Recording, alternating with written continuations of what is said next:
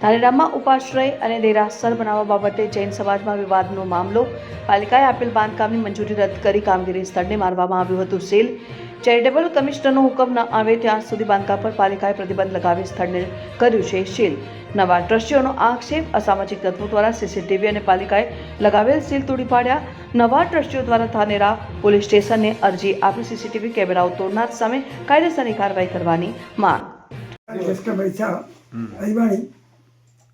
ધાનેરા શ્વેતાંબર મૂર્તિપુર જૈન દેરાસરના પ્રમુખની રૂએ આજે જે કિસ્સો બન્યો એ વર્ણવું છું.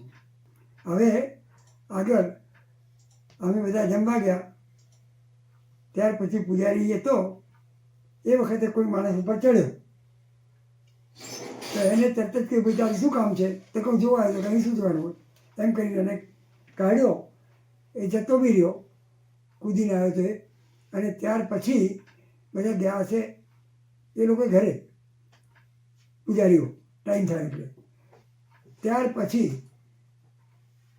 2 કેમેરા આજે અહીંયા એકદમ નવા માણસો કોઈ ઘૂસ્યા અને 2 કેમેરા તોડીને શું કર્યું એ ખબર ઘણા વખતથી ચાલે છે.